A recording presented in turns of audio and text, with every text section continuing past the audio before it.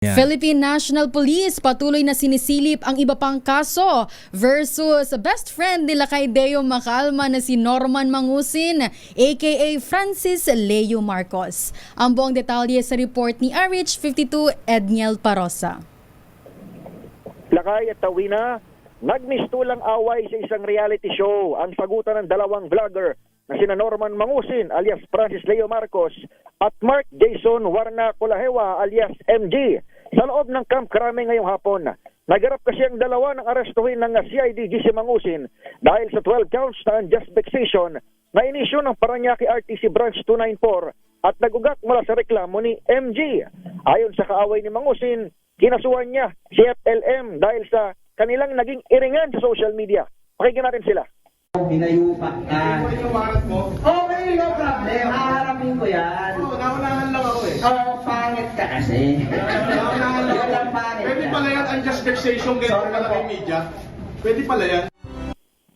Pero bukod sa naturang warrant, sinabi ni CIDG Director, Police Major General Robert Alexander Forico II, sinisilip pa nilang ibang atraso ni Mangusin. Batid ng PNP ang mga sumbong na umano'y panggagancho na inaakusahang bumiktima sa mga overseas Filipino worker. Sa katunayan, hawak na umano ng anti-fraud unit ang naturang complaint, maliban pa sa ibang iniimbestigahan gaya ng peking passport at birth certificate, maging paggamit ni Mangusin ng mga uniforme ng pulis.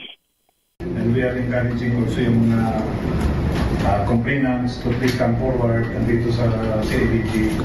We will be entertaining yung any reklama na itutulog ng mga affected na biktima.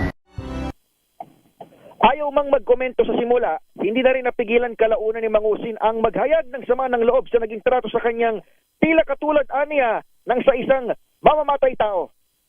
Ngayon ho, yung laban namin ni Makagago, ako ho ang unang nagsampa ng kaso sa kanya.